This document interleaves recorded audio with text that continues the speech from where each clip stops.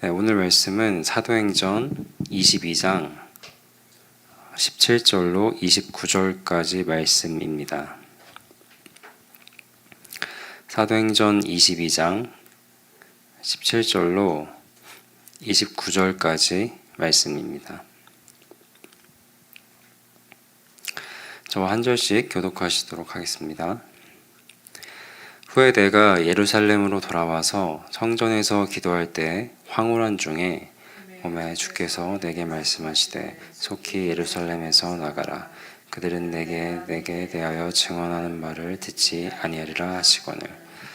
내가 말하기를 주님, 내가 주를 믿는 사람들을 가두고 또 각 회당에서 때리고 주의 증인 스데반이 피를 흘릴 때 내가 곁에 서서 찬성하고 그 죽이는 사람들의 옷을 지킨 줄 그들도 아나이다.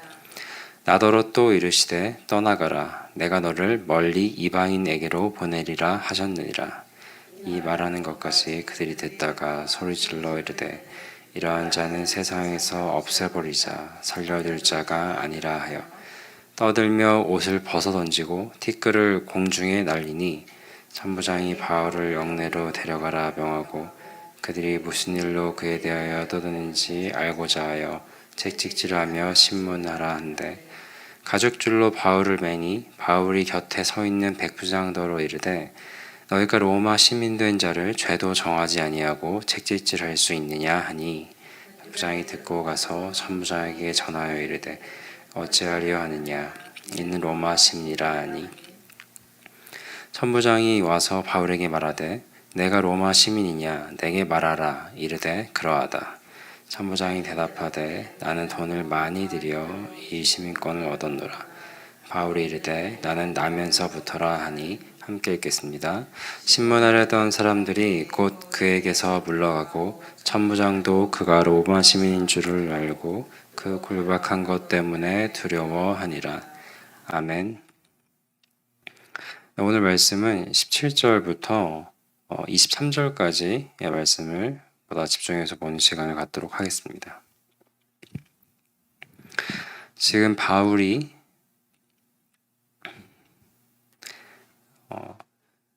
그 목숨을 잃을 뻔하던 그런 상황에서 이 로마 군인들에 의해서 그 상황 가운데에서 이렇게 벗어날 수 있고 노임을 받게 되었고 이 로마 군인들의 그 보호 가운데 모여있는 이 유대 사람들에게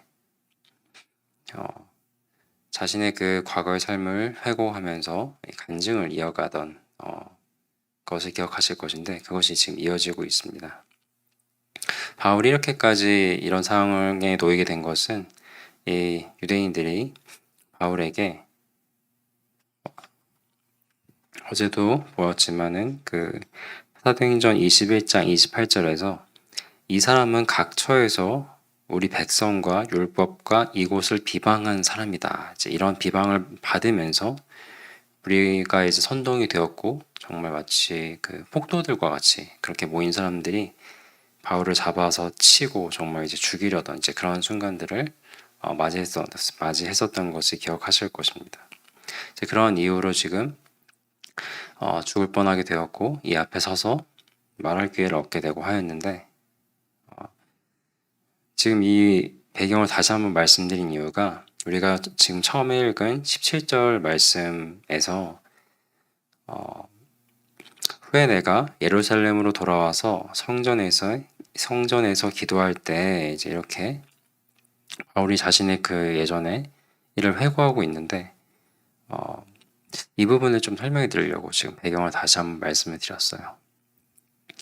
이 바울 사도가 원래는 그 그리스도를 믿는 사람들의 대적자로서 그들을 정말 잡아 죽이려고 하는 핍박자였는데 회심한 뒤에 그리스도를 믿는 사람이 되었고 그리고 나서 그가 다 믿는 사람으로서 예루살렘을 찾아서 자신이 예루살렘으로 돌아와서 성전에서 이제 기도할 때라고 이렇게 회고를 하고 있어요. 그 유대인들이 바울을 지금 비방하기를 우리 백성과 또 율법과 이곳을 그러니까 성전을 비방하는 자다라고 이렇게 비방을 하면서 바울 사도를 잡아서 죽이려 하였는데 그런데 바울 사도가 이 예전의 그 모습이나 지금의 모습을 볼 때 그는 그렇게 성전을 비방하는 사실 그런 사람이 아니었음을 이 17절을 통해서 좀 어, 암시적으로 이렇게 드러나고 있거든요. 그가 회심했을 때 예루살렘으로 와서 성전에 와서 이제 기도를 하는 그런 사람이었고, 또 지금 이 시점에서 자신들을 잡아 죽이려고 하는 그 수많은 사람들이 있는 예루살렘으로 와서, 그리고 그 가운데 성전으로 와서 또 기도를 하다가 지금 잡히게 돼서 지금 이 지경까지 이렇게 오게 된 것을 우리가 보게 되면은, 이 바울이라는 사람은 이 성전을 비방하는 그런 사람이 아니라 오히려 그걸 사랑하고 그 가운데 기도하려 온 그런 사람인 것이었거든요. 그리고 성전에 올라갈 때는 율법의 규례에 따라서 자신을 정결하게 해야 했는데, 이런 것을 미루어 볼 때 정말 짧은 구절이고 잠깐 언급되고 있는 성전이란 말이 나오고 있긴 하지만은, 이 유대인들이 바울을 잡아 죽일 정도로 비방했었던 이 백성과 이 율법과 이 성전을 비방하는 그런 모습은 전혀 보이지 않고 있다는 것. 그런데도 그러한 이유들을 들어서 바울을 잡아 죽이려 했었다는 것을 오히려 이제 더 크게 보이게 하는 이제 그런 구절입니다. 그래서 어제도 우리가 잠깐 바울은 이제 하나님과 또 이 하나님 말씀 율법을 이제 아주 존중하고 사랑하는 그런 사람인데, 그거에 대한 비방을 받았던 것은 잘못된 것이었는데, 그거에 이어서 이 시작한 17절 말씀을 통하여서도 성전에 대한 그의 자세나 모습이 어땠는지도 잠깐 좀 짚어드리고자 말씀을 드립니다. 그는 유대인들이 비방하는 그러한 사람이 아니었고, 이러미러 보건대 유대인들은 오히려 그저 맹목적으로 바울을 잡아 죽이고자 그를 비방하고자 이제 이런 이유를 들어서 그를 몰아세우고 있었다라는 것을 우리가 보게 되는 것이죠. 특별히 그들이 이런 이유를 들어서 바울을 몰아세운 이유는 유대인들이 로마의 지배를 받고 있기 때문에 함부로 누군가를 처벌하거나 죽일 수 없습니다. 그런데 그럼에도 그들에게 그런 권한을 좀 실행할 수 있게끔 처벌하거나 누구를 정말 죽이기까지 할 수 있을 정도의 그런 이유를 좀 그런 권한을 좀 허용해주는 그런 이유들이 몇 가지 있었는데, 이 성전에 대한 모독이 이제 그 중에 하나였거든요. 이걸 또 생각해 볼 때 이들은 정말 바울을 죽이고자 하는 그런 맹목적인 아주 잘못된 마음 가운데 바울을 미워하고 비방하고 있는 것, 그런 것을 좀 우리가 이해를 할 수가 있겠습니다. 17절은 이 정도로 봐두고요. 우리가 오늘 말씀을 위해서 18절부터 좀 함께 보면 좋겠습니다. 자, 18절을 보면 봄에 주께서 내게 말씀하시되 속히 예루살렘에서 나가라, 이렇게 말씀하셨다고, 자기에게 그렇게 말씀하셨다고 회고하면서 말을 하고 있습니다. 주님께서 바울에게 예루살렘에서 나가라고 하셨어요. 근데 그 이유는 그들이 내가 네게 대하여 증언하는 말을 듣지 아니할 것이기 때문이다, 이렇게 주님이 말씀을 하세요. 그래서 바울이 19절로 20절에 이렇게 말씀을 합니다. 내가 말하기를 주님, 내가 주를 믿는 사람들을 가두고 또 각 회당에서 때리고 또 주의 증인 스데반이 피를 흘릴 때 내가 곁에 서서 찬송하고 그 죽이는 사람들의 옷을 지킨 줄 그들도 아나이다. 그러니까 바울이 이렇게 말씀을 드린 이유는 제가 어떤 사람인지 주님 아시지 않습니까? 저들도 저에 대해서 잘 알고 있습니다. 저는 저들과 같았지 않습니까?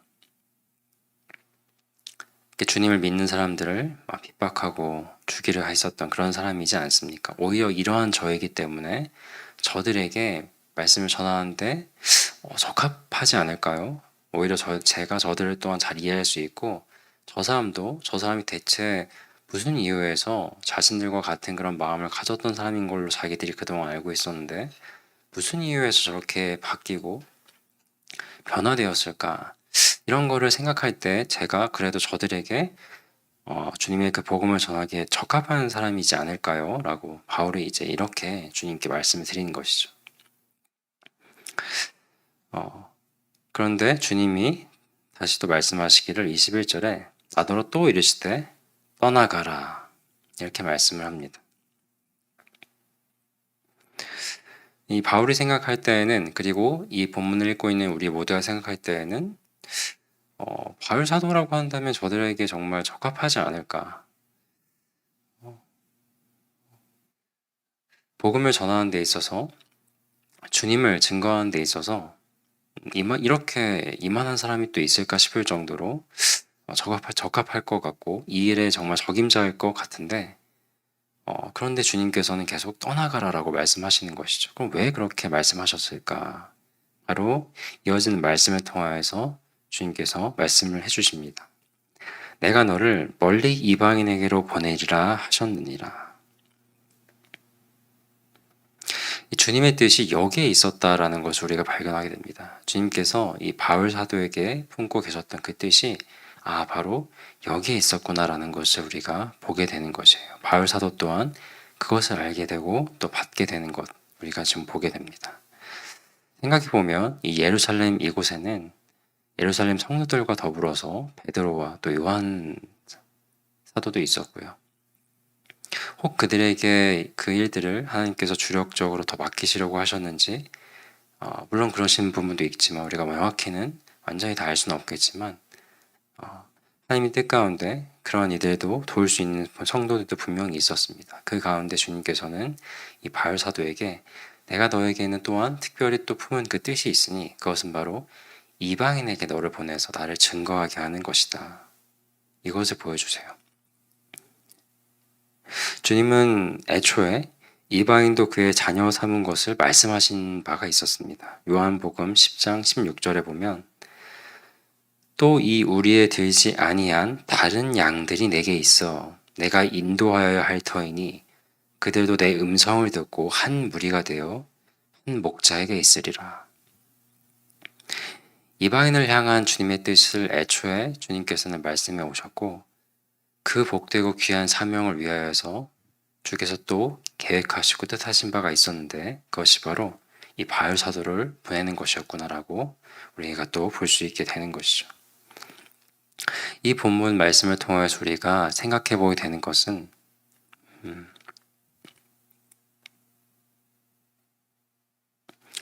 때때로 우리가 생각할 때 내가 해야 할 일은 이런 것이 아닐까, 내가 받은 소명은 이것이 아닐까, 이것이야말로 내가 이 한평생을 살아가면서 주님의 뜻을 가운데 살아가고 그 일을 이루어드린 일에 쓰임 받는 것이 아닐까, 다양한 생각들이 있을 수 있습니다. 그런데 그때도 한 번 더 생각해 보면 좋겠구나 생각이 드는 것이죠.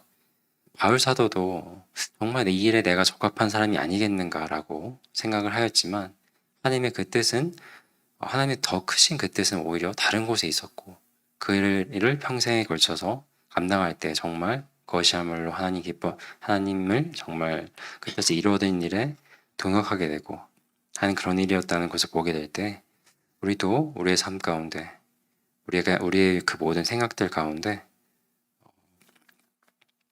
주께서 나에게 특별히 또한 주시는 뜻과 그 길이 있을 수 있겠구나라고, 그리고 그러한 것을 나에게 알려주실 그때 나의 생각들, 마음들 먼저 내려놓고 주님이 원하시는 그 뜻을 먼저 받들고 받아들이고 그 가운데 나아가야 되겠구나라고 생각해 보게 되는 것입니다. 이를 위해서 기도하면서 주님의 말씀을 잘 살피고 그 가운데 살아가는 그런 모습들이 우리에게 있어야 되겠지요. 그러한 저 여러분 되시기를 축원드립니다. 우리가 이어서 또 말씀을 보게 되면 방금은 이 바울의 입장과 바울의 생각들을 좀 살펴보는 시간을 가졌는데 이번에는 여기에 모여있는 이 유대인들을 좀 살펴보는 시간을 가지면 좋겠습니다. 바울 사도가 21절에 내가 너를 멀리 이방인에게 보내리라 하신 이 주님의 말씀을 듣고는 이 말씀을 자신의 그 분명한 소명으로 받아들이는 모습을 보여줍니다. 이는 곧 주님께서 이방인들 또한 정말 부르셨다라고 하는 그 확신을 이제 본인도 갖고 그 가운데 나아가는, 그리하여서 자신의 어떤 생각들이나 마음들을 바꾸고 그 뜻에 맞추어서 나아가기를 결단하는 이제 그러한 바울의 모습을 볼 수가 있는데요. 그런데 이 말을 할 때, 이 말을 딱 듣게 되는 이 유대인들의 반응을 보면 22절부터 나옵니다. 이 말하는 것까지 그들이 듣다가 그래도 좀 들어줬던 것 같아요. 그죠? 근데 바로 이 말을 하는 것을 그들이 들을 때 소리질러 이르되 이러한 자는 세상에서 없애버리자 살려둘 자가 아니라 하여 떠들며 옷을 벗어 던지고 23절이죠. 티끌을 공중에 날리니 이렇게 나오고 있습니다.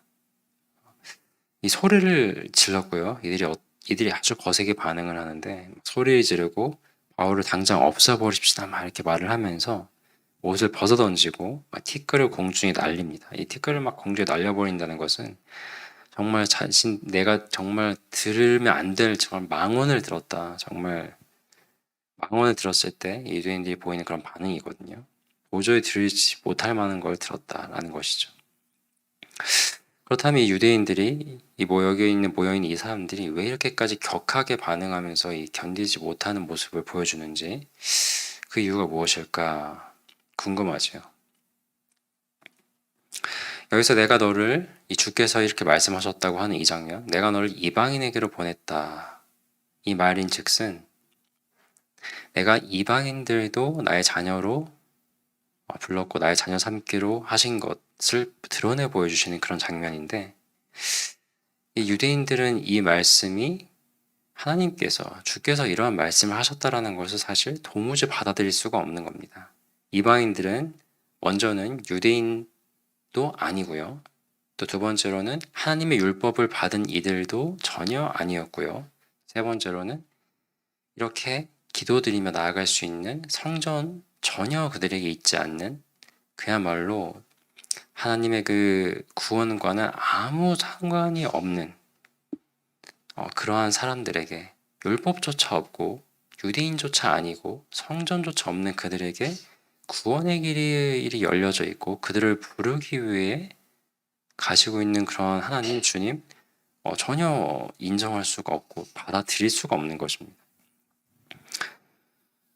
그러니까 이들에게 있어서는 이 구원이라는 것은 자신들에게 주어진 정말 특별한 그런 하나님의 은혜로서 자신들과 관련된 것들 가운데 이루어져야 될 것인데 자신들과는 전혀 동떨어진 그런 방법으로 그들에게 이 구원이 전해지고 있다라는 것 너무나도 이제 인정할 수가 없었던 것이죠. 그러나 주님께서는 우리가 앞서 요한복음 10장 16절 말씀을 통해서도 보긴 하였지만 하나님께서 이 이사야 선지자를 통하여서 애초에 또 말씀하신 바가 있었습니다. 여호와를 섬기고 여호와와 연합하며 여호와를 사랑하는 그런 이방인들에게 주신 말씀이 이 이사야 56장 7절에 기록되고 있는데 제가 읽어드리면 그러한 이방인들에게 주신 말씀이에요. 내가 곧 그들을 나의 성산으로 인도하여 기도하는 내 집에서 그들을 기쁘게 할 것이며 그들의 번제와 희생을 나의 제단에서 기꺼이 받게 되리니 이는 내 집은 만민이 기도하는 집이라 일컬음이 될 것이라.